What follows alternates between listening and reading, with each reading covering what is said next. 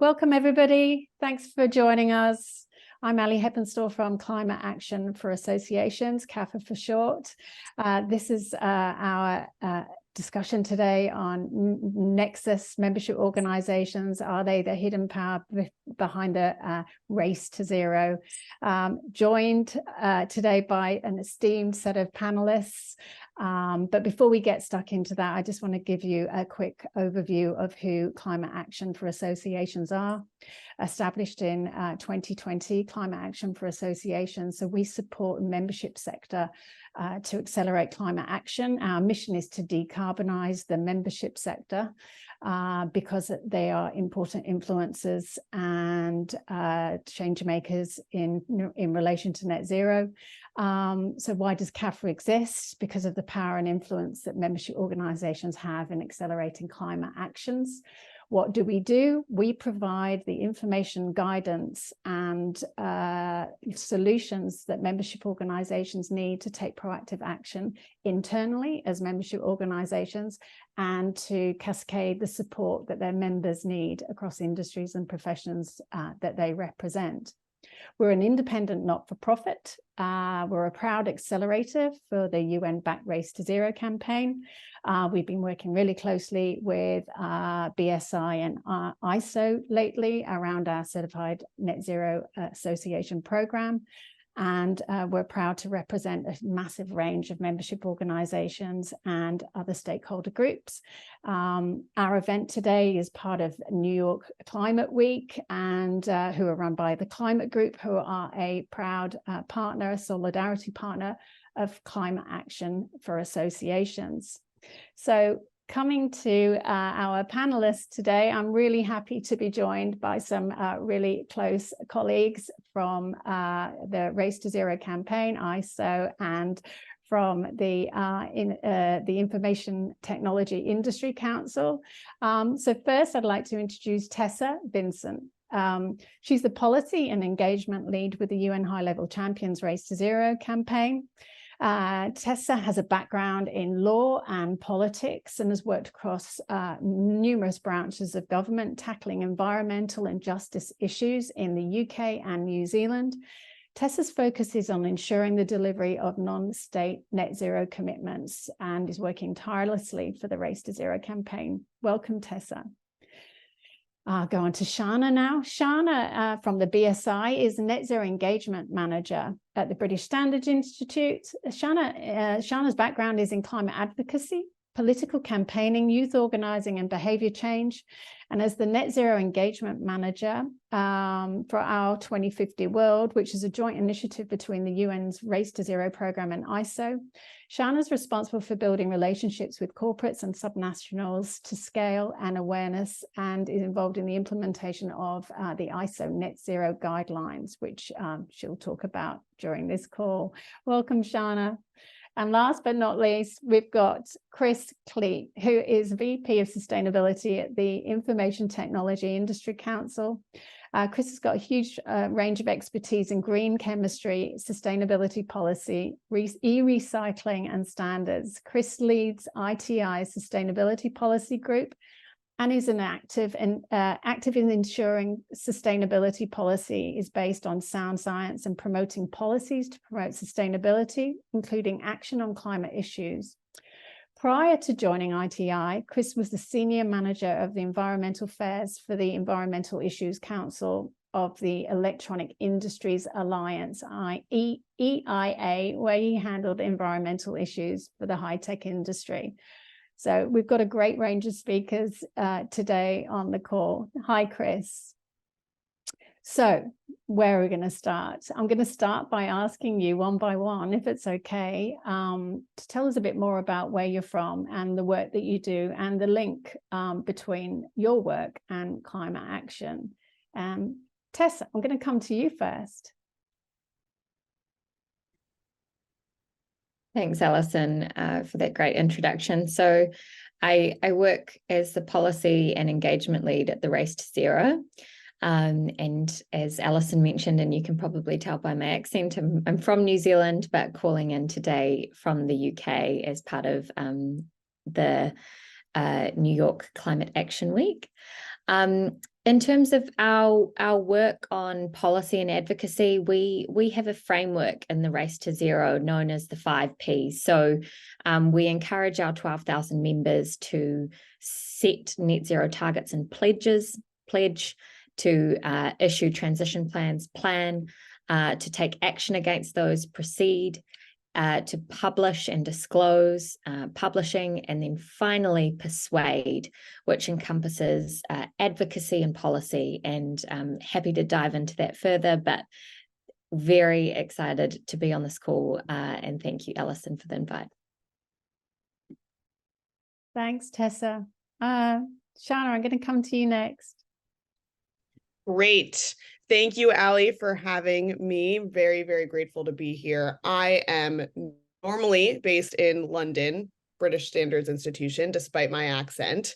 I am originally American, and I'm currently in New York for New York Climate Week. And the really relevant work that BSI and our 2050 World, which Ali introduced, do in terms of net zero is to, as Ali mentioned, scale use and adoption of the ISO net zero guidelines, which are essentially a standard for net zero transition plans. And some of you listening might be familiar with the role of standards in facilitating the transition. There is a very strong precedent for the formal international standard system to be informed by really high ambition actors, such as standards like SBTI and ISSB and the Greenhouse Gas Protocol, which eventually will become a full-fledged net zero transition plan standard that organizations in any jurisdiction of any size around the world can and increasingly will have to adopt in order to demonstrate credible net zero action. And so the thing that sets the net zero guidelines, the ISO net zero guidelines, apart right now from other standards in this space, where we are trying to rapidly catch up as an international standard system to ensure that the real economy has the standards it needs to transition to net zero, is that the ISO net zero guidelines, which I believe will be shared in the chat, are the only framework out there that aligns with all 10 of the UN Integrity Matters reports recommendations to avoid greenwashing. So that's really crucial. And they also cover all 7 aspects of net zero action. So not just target setting, not just emissions reporting, but every step along the process of credible net zero action, which very importantly includes emissions reductions. And we have been working with CAFA for many, many months now in their adoption of the ISO net zero guidelines, which still is voluntary and really demonstrates that CAFA is a clear leader in this space and is voluntarily taking high ambition, high integrity net zero action and encouraging its member organizations to do the same. So I look forward to talking more about the ISO net zero guidelines. And thank you again, Ali and CAFA, for your leadership. Thanks, Shana. Really appreciate that. And also the reference to CAFA's work with ISO and BSI and implementation around the net zero guidelines. It's been a really good journey to go on that with you guys. Chris, coming to you, tell us about ITI and your role specifically in relation to climate action. Thanks, Ali. So ITI is a trade association, which is actually sometimes hard to explain what that is, but I think within this audience, so, members, we're the electronics, the IT association. So we like to say we're every brand name you can think of and about 30 you can't. So, Dell, Apple, Sony, Panasonic, all of those. And ITI has many issues. So, we deal with artificial intelligence, tax and trade, government relations, immigration. But we also have a very active sustainability policy group, and that's the team I lead. And we deal with a number of environmental issues there, some of those related to climate, some not. So we do have a materials issue, our materials group that looks at exactly that. So there's a lot of materials in electronics. We're looking at circularity. We work with the UN Basel Convention to try to remove barriers to circularity. And then climate. We've started a climate group about 2 years ago at this point. I think a lot of the things that Tessa and Shauna both mentioned are things that we're into. So, we are, ITI is a proud accelerator to Race to Zero. We definitely look to the 5 Ps, especially the persuade and the policy. I think those are kind of our big fortes, the ability to get groups together and the ability to have conversations is really what our wheelhouse. And then to what Shauna was saying about the greenhouse, or not the greenwashing, and we work with the FTC on their green guides. Everything we do, we try to make sure it's meaningful. We definitely, we bandy a lot of words about, but we want to make sure that those words are meaningful and that there's actions attached to them. So that's a lot of what ITI is looking to do in terms of climate. Amazing. Thanks, Chris. So I guess the work of CAFA, so we recognize the role and the influence of the membership sector in relation to accelerating climate action. For obvious reasons, membership organizations represent individuals and organizations across loads of different industries and sectors. So it's a familiar environment, probably particularly for Chris, for you and I. I've been working in the membership sector for longer than I can care to mention, 25 years or more. So when I established CAFA, for me, the link between membership organizations and industry and systems change was really obvious. It's like, why aren't membership organizations doing more? Why aren't they taking much more proactive climate leadership? Why isn't sustainability and climate and everything that goes around it embedded into business strategy of membership organizations? And through the work that I've done with membership organizations for the last 20 odd years, I'm also managing director of a company called B2B, and we specialize in growth of membership orgs. In the UK specifically, and because that's a territory in Australia, you'll probably pick up from my accent, I'm in Australia at the moment, it wasn't visible. So there wasn't seen to be that much real, genuine action being taken by membership organizations. So for me, I guess open question, I'm going to come to you first, Chris. Obviously, I'm going to pick on you a lot in this call, is what really is the role of the membership sector, and what can we do differently, and how can we speed up, how can we turn up the dial and speed up the process, and really tackle the challenge that's ahead of us? Yeah, thanks, Ali. It's a great question. And I think as a membership organization, our number one strength is our power to convene, to get people together to talk. And so we do a lot of peer-to-peer, getting the member companies together at various levels. So, bottom up. So, we work with a lot of the compliance people and the process people, so that, the people who are really in the design and making products. But then we also work with the corporate groups, the chief sustainability officers, executive vice presidents that are really setting the policy, and making sure that they're on the same page, which happens, more than you would think that they're not on the same page. But then, having these peer-to-peer conversations about ambitions, best practices, challenges, and how to resolve those.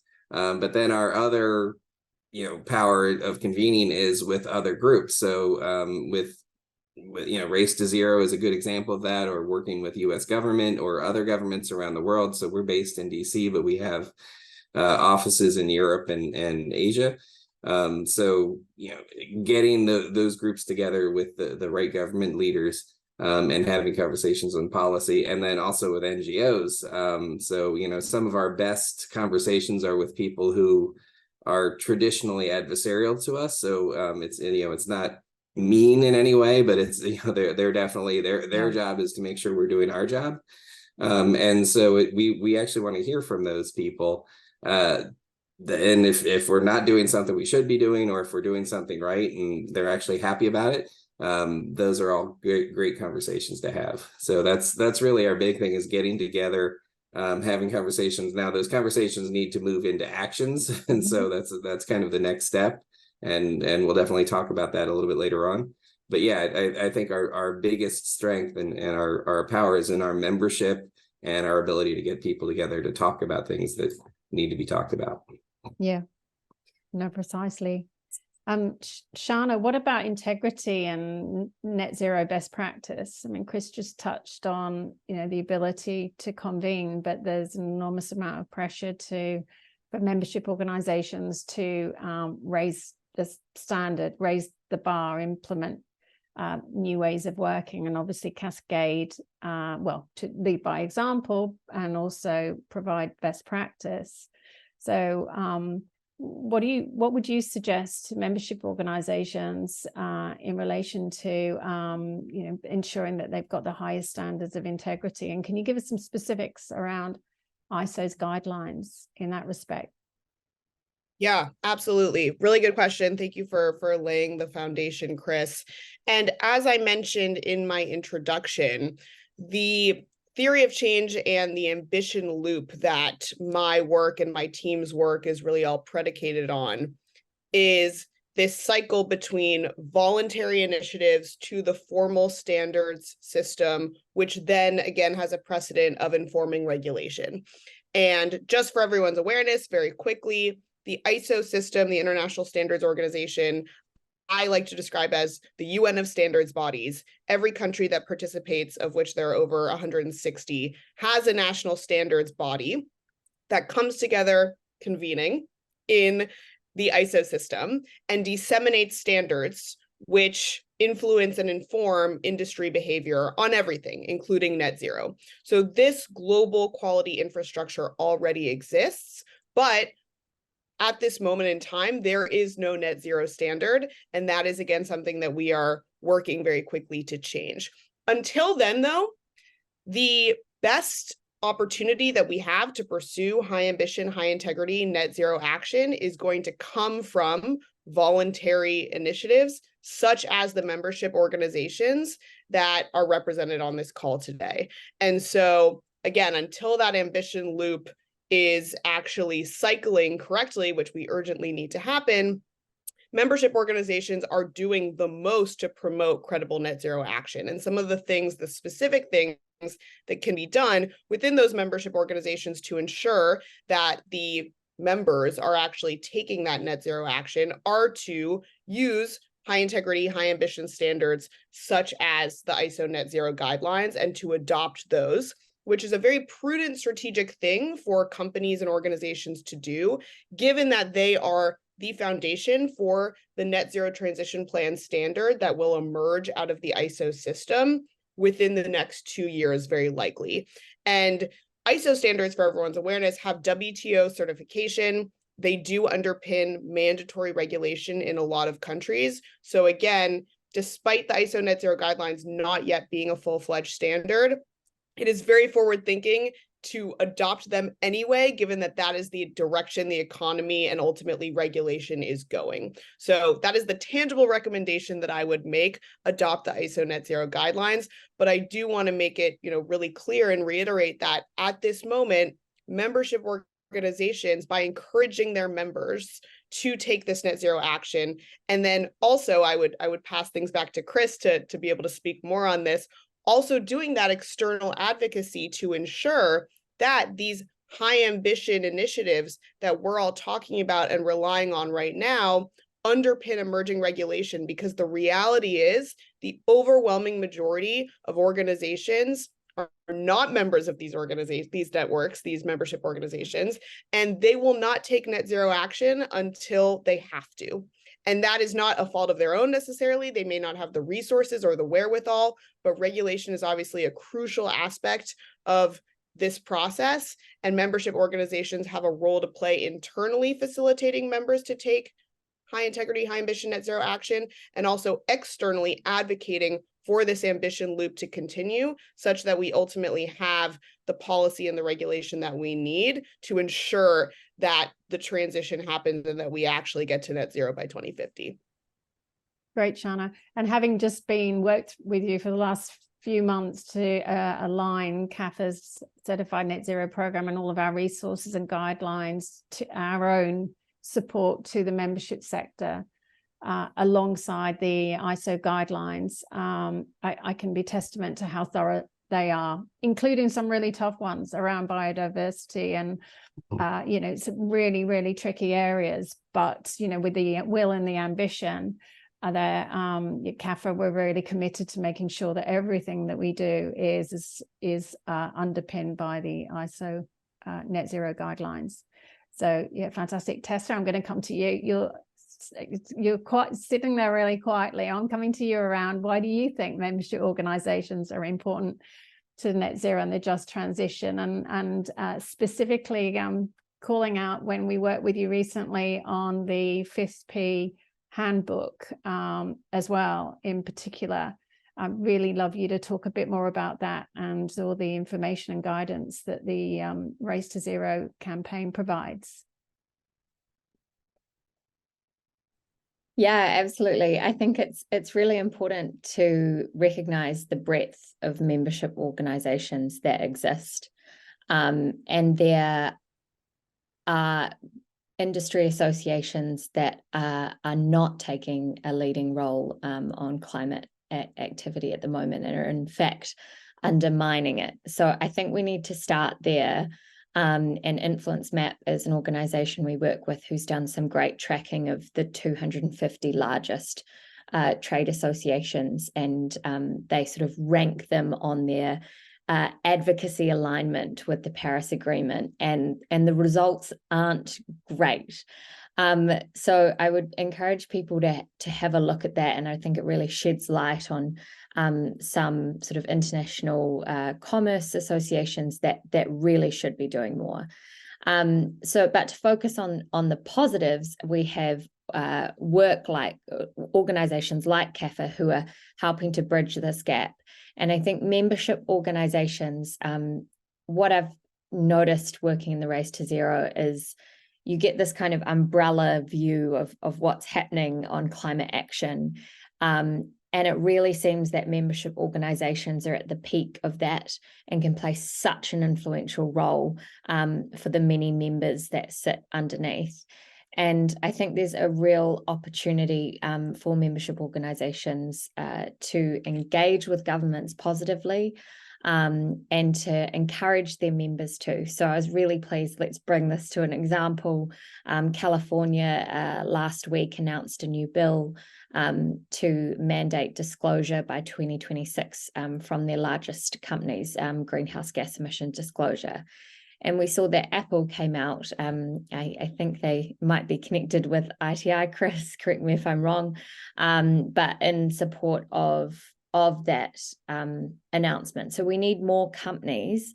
Apple is a big beast, and people have different views on its climate ambition, but we need more and more companies, and we actually to come out in support of climate positive regulation and policy.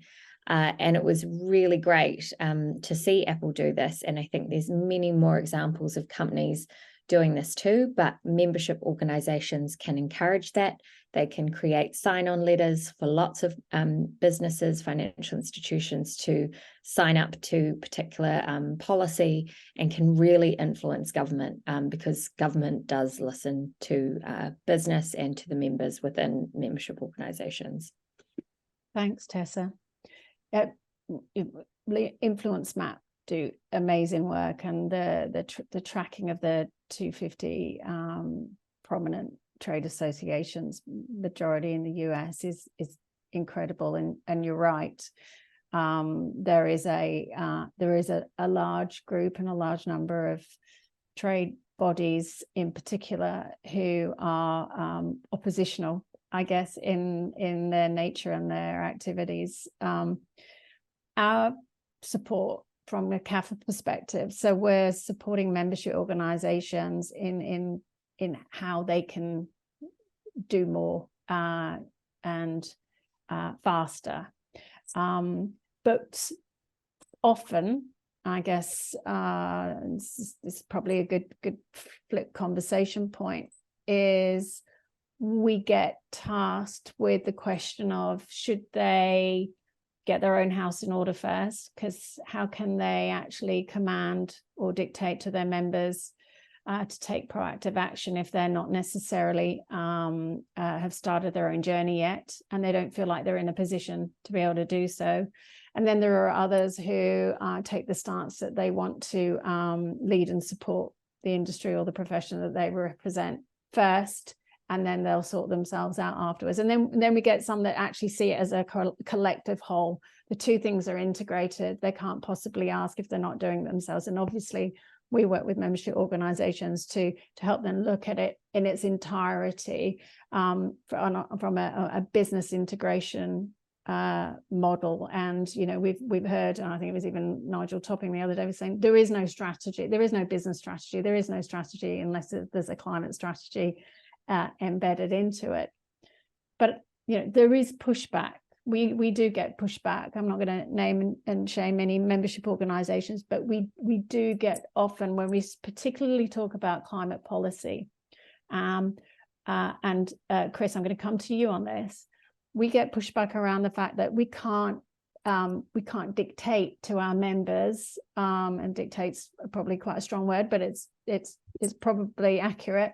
We can't command our members to push policies. We can't drive our members. We can't force them to report. We can't force them to do more. What's your view on that, Chris? In particular in relation to your own organization, but generally speaking. Yeah, I mean, if I ruled the world, we would definitely force members to, adhere to a basic level of environmental, sustainable policies in order to join ITI. That doesn't happen for a number of reasons.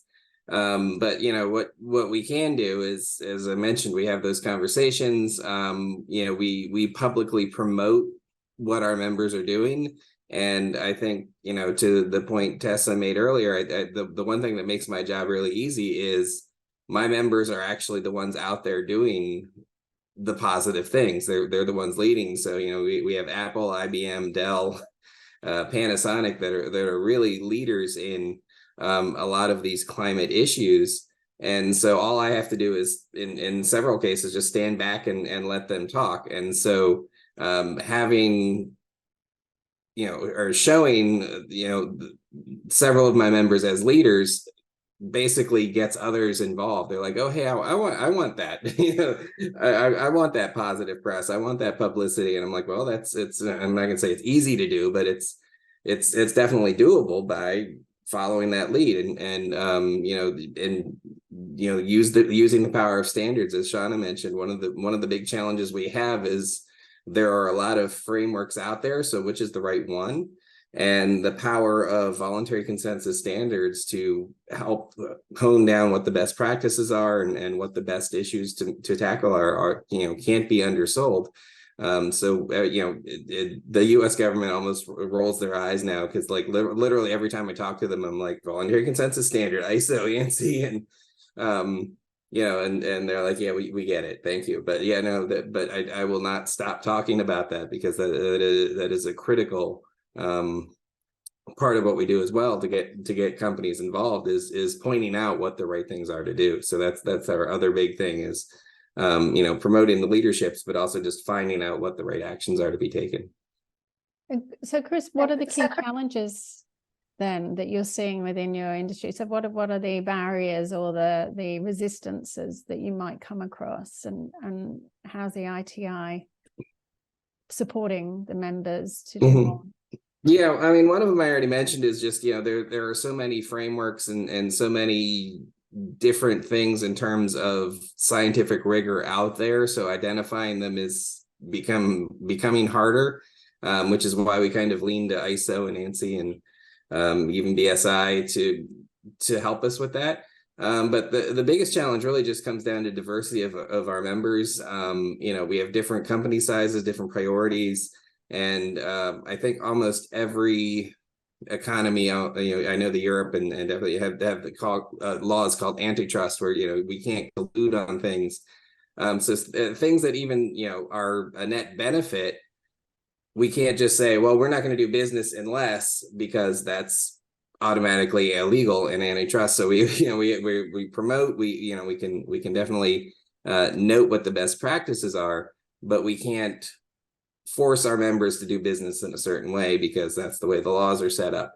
But having that competition and it's a challenge, but it's also one of our better. Our members are hyper competitive. I worked for the chemical industry, and they weren't as competitive. They were definitely positive, but they like to work together more. The electronics industry is very much trying to sell electronics to their customers, and so one of the challenges we get is companies might not want to play, for lack of a better term, in our membership company. Because they're doing such good work, they want to promote themselves as these leaders, which they are, and so we don't want to share the glory. We want to just have all of our positives to ourselves. And so one of the things that we've done, and we had a meeting in New York City just this week, is, well, how do we collaborate more, and how do we share these successes and make it a net positive for everybody, as opposed to just net positive for Apple or Dell or whoever's doing it. And I think we're having good conversations along that pathway. Very interesting. At CAFA, we have a collective, a growing collective of membership organizations, and we have I guess what CAFA is the place that they can all come to for guidance and information. So it's almost like a one-stop shop.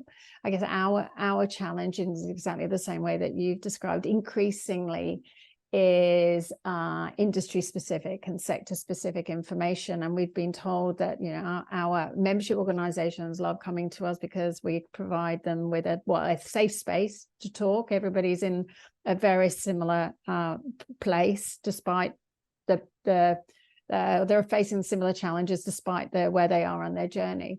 But a peer-to-peer engagement and support and learning and sharing from one another is absolutely critical. And we've got a number of working groups at play as well, supporting our members. But it's really interesting around the diversity, and increasingly, and this is where collaboration comes into play, and where the Race to Zero and all the other accelerators and partners are absolutely key, because now we're getting into really interesting systems and industry specific conversations, and we're calling those sort of clusters, because there'll be something that's very specific to one sector that isn't necessarily relevant to another, but actually you can see such a strong opportunity for these membership organizations and their members to work together. And that's, I guess, it is one of the strengths around actually the climate community. Just generally, what we're finding is that everyone is so up for working together and sharing and doing more. So, like you say, where there may be some resistances or competitive overlap in some areas, in the main, I'm not saying in its entirety, but in the main, there is really strong commitment for bold collaboration. So Tessa, around the Race to Zero, and obviously race to resilience logo there, what do you think are the opportunities for scaling up net zero integrity and action, specifically for the membership sector? What can Race to Zero do to support? Yeah, so we work with 25 partner organizations. So any members of those partners are members of the Race to Zero. And then we have 12,000 members who are taking voluntary action to halve emissions by 2030. But we also work with 25 accelerators who are supporting us to accelerate the Race to Zero and signpost members to our partners, and also provide really useful resources. So I think to answer your question, Alison, I think it's sort of the essence of collaboration and how that can benefit non-state actors to go further and faster. I just think to be honest, I think there's so many resources out there. I think there is a lot that you can draw from almost too many resources. So I think we've actually got to a point where Race to Zero's membership is starting to plateau at that 12,000 mark. We are continually growing, but not at the same rate. And that's why the campaign is starting to speak out more openly about this need to move from voluntary action to net zero policy and regulation, so that we level the playing field and we ensure that the leaders are incentivized through policy, through credits, through other mechanisms to take action on climate, and that the laggards are brought along, because a lot of people are getting away with, and maybe you've caught me on a bad day, Alison, focusing on some of the negatives, but so many businesses are flying under the radar, not doing enough. And governments, I think the Global Stocktake will show us this year as part of the broader sort of United Nations system, that governments need to be doing more, and we need stronger net zero policy and regulation, and we need companies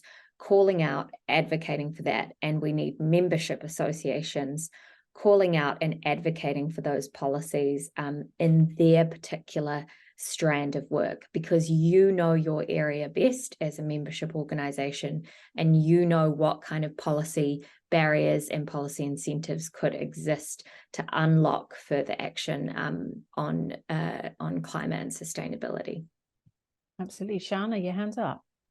Yes, if I can just come in on that. Thank you, Tessa. Could not agree more. Really appreciate the call to action. And just again, to sort of provide some context into why this is so often confusing, and the alphabet soup that we talk about of standards, as Tessa mentioned, there's a lot of guidance out there, and it can be difficult to understand where to get started. The reality is, though, that there are not formal standards around the majority of the aspects of credible net zero action. As I mentioned earlier, we have SBTI, for example, for target setting. We have ISSB for emissions reporting, but these other imperative aspects of net zero action, including actual reduction of emissions, removals, reporting, and impact, there's still no clear and consolidated standard around those aspects. And that's something that the ISO net zero guidelines address, and the emerging net zero standard that will emerge from the ISO system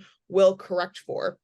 But until then, a lot of the other aspects of credible net zero action are sort of up for debate and up for question. And that, again, is the value of these membership organizations that some of you represent, because your members are able to share that innovative best practice that they are doing in terms of these other aspects of net zero action with other members, and inspire and peer pressure in a positive way, going beyond just target setting and emissions reporting to further impact. And so a tangible thing that we really don't see that often, that should be happening across the board for every organization that's committed to net zero, that is really taking the transition seriously, to the point that Tessa's been making about the need for regulation, is to align your sustainability team or your net zero strategy team with your lobbying and your external affairs advocacy efforts.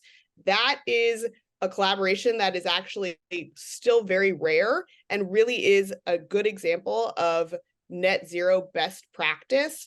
But I so often talk to companies and organizations where those two teams do not talk to each other. And so that's a tangible takeaway that I would suggest for any organization, to really make it much more possible for these teams to work together. That will facilitate the ambition loop of high integrity, high ambition voluntary initiatives informing emerging net zero regulation that, as Tessa mentioned, we will ultimately need to ensure the transition happens in the time that we have, and will really just make sure that you as an organization are genuinely taking high ambition, credible net zero action, not just talking the talk, but also walking the walk. Dana, thank you. Really appreciate that, and the passion behind it as well. I mean, what we're doing at CAFA, as you know, is creating a framework for membership organizations to follow in their own right, that is underpinned by the ISO net zero guidelines. and our steps to what membership organizations ought to be doing in order to take proactive climate leadership. And that obviously includes policy and support to the membership that they represent, but it also involves ensuring that competencies, so all the other things that membership organizations can do around their own standards, qualifications, training, skills, introduction of capabilities.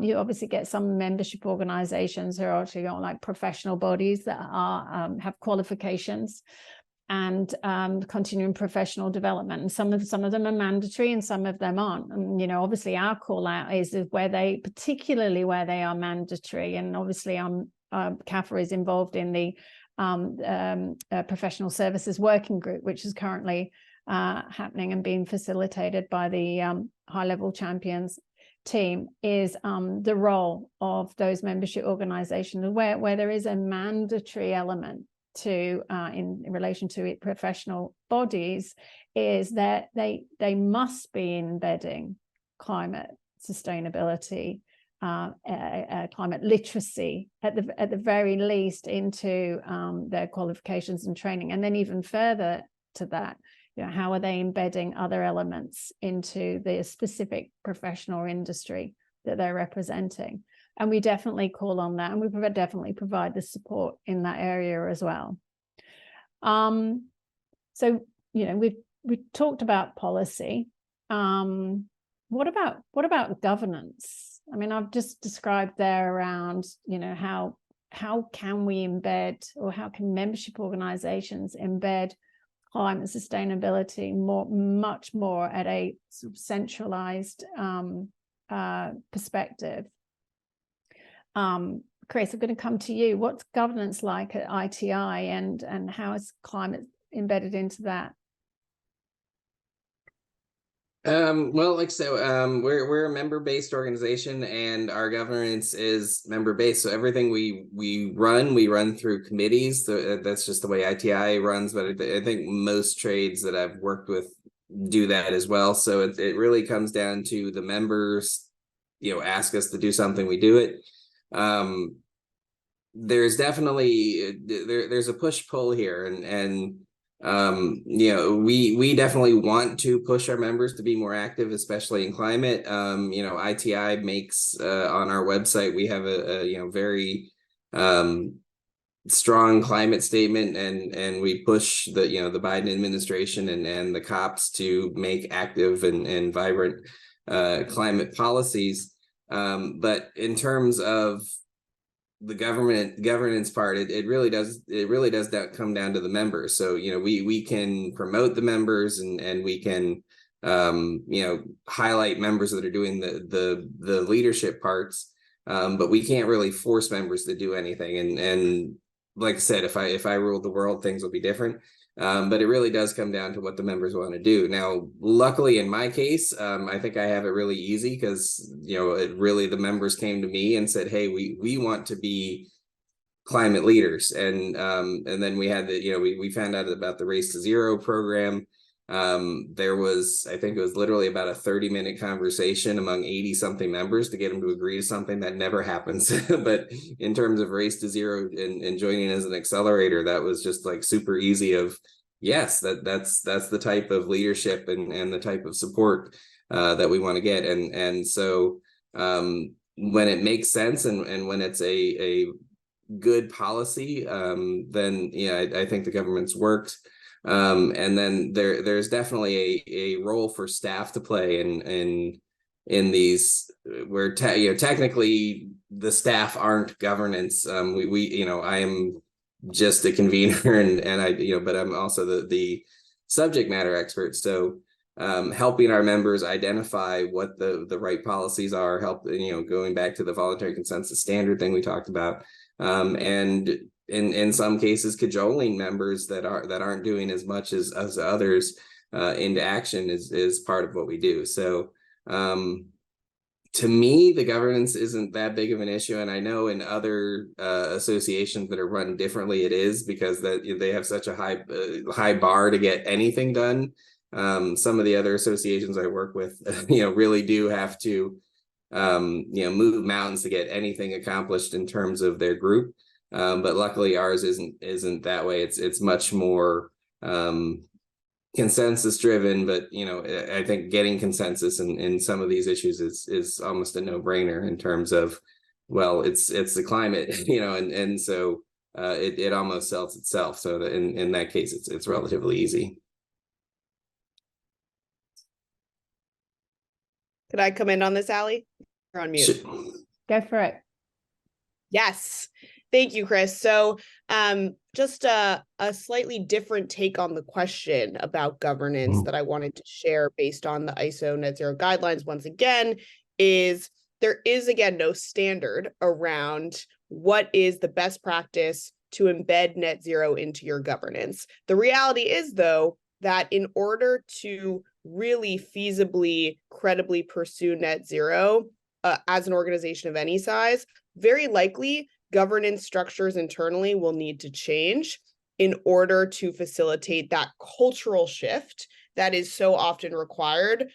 As long as a company is not sort of starting today and they're a clean tech startup, for example, where they're net zero from day one, older organizations, legacy organizations, very often do need to align their governance structures with their net zero targets. This is something that is, again, a part of the ISO net zero guidelines, but there is no very obvious, clear standard yet for what this aspect of high ambition, high integrity net zero action looks like. So practically, tangibly, the options here that we see across the economy most prevalently in terms of how can you align governance with net zero action are fourfold. You could either have a CSO, right, where all the responsibility is housed within the corporate sustainability officer who's at the board level. You can have that sustainability responsibility ride with the chairman of the board or the CEO. You can have it disseminated amongst the C-suite and the board, or you can have a sustainability committee that informs the board. Crucially, all of those four options include board level perspective on net zero. So definitely having some sort of representation and constant reinforcement of net zero goals and commitment at the board level is key. What we've found in our research is that actually having a combination of more than one of those options, so for example, a CSO and disseminated across the board, or a CSO and a sustainability committee, is actually the best way to ensure that culture shifts, emissions start to go down, most crucially, and that net zero is really incorporated into the entire ethos of the organization. But I do want to really make the point clear that despite there not being clear consensus yet on what ideal net zero governance looks like in terms of corporate governance, very often for legacy organizations, governance does need to change. And there are several options for that exist within the economy that organizations can look to. I would love to see membership organizations promoting those governance shifts more often, and the ISO net zero guidelines are a good place to start in terms of exploring those options and trying to adopt those changes into your organization. No, that's absolutely right, Shanna. What we're seeing is with membership organizations broadly is working groups, steering groups amongst members being formed to lead the conversation on behalf of the membership. But we're also seeing internal working groups also at the from a central membership or perspective themselves. What we're not necessarily seeing is they're very much operational groups. We're yet to see net zero being formed really clearly part of a membership organization's member engagement and business strategy. At the moment, it's still under the definition of sustainability as a pillar of part of business strategy. So still very high level, still quite vague in itself, and not necessarily as pointed as it needs to be.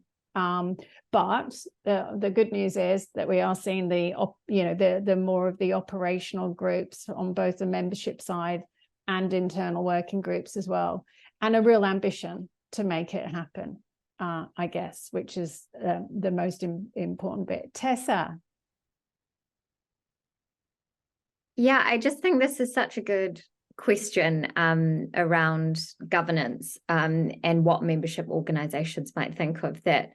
I'm almost putting this out there as a bit of a brainstorm, but it strikes me that one of the most important things a membership organization can do is appoint someone in the membership organization team with this responsibility on climate action, sustainability, and net zero. And I know, having spoken with some membership organizations in the past, that, you know, some of you have only a few people in your team, so you the resources are not necessarily there. But if, for example, you have a leading climate member in your association, could they contribute to funding for this role? Have you got even someone sort of part-time that can take on this as a dedicated role? Because I think a lot of the time we forget the power and influence of employees, and membership associations should just make sure someone is thinking about this on a day-to-day basis. And I think a lot of change can flow on from that really simple action. Yeah, no, definitely. And what we have is, through our work, we have we call them carbon bodies, climate bodies for membership organizations. And typically we recommend membership organizations to basically ask somebody, if they don't have a dedicated sustainability person, which is really rare within a membership organization structure currently, hoping that won't be like that for indefinitely, but their employees put forward, volunteer to be the champion, net zero champion within their organization, particularly in the member engagement. So membership organizations have membership engagement managers, for example, or membership retention, or and what we advise is, you know, the individual ideally sits within the area of ongoing membership engagement and or policy as well. Most membership organizations obviously have a policy lead or a communications lead, etc.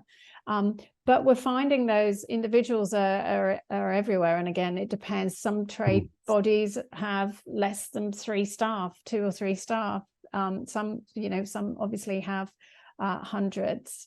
Yeah, I've been given the wind-ups. I've just seen the time. It's time to wrap up the session. So last points, I'm going to whiz around because I think we've got 5 minutes left.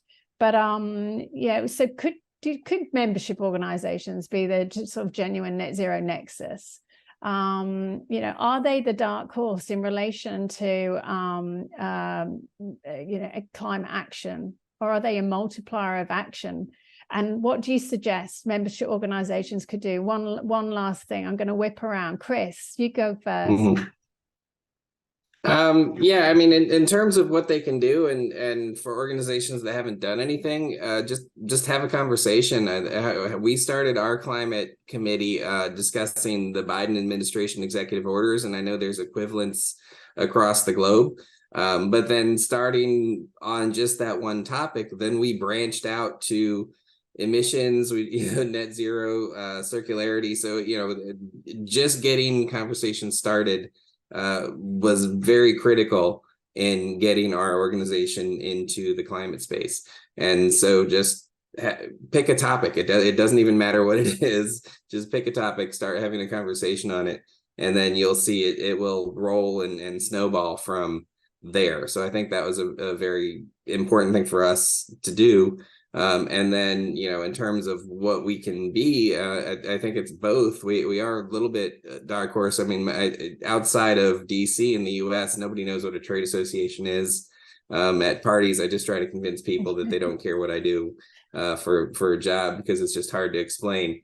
But within DC and within our policy bubble here, we definitely have, you know, we talk to the US State Department almost daily, US EPA. So, you know, we definitely have the ear of the policymakers, and telling them, well, this is what industry wants to do, and this is how we want to implement our net zero, and these are the policies that will help us do that, is very critical. So having those connections and being able to have those discussions is essential to what we're trying to do.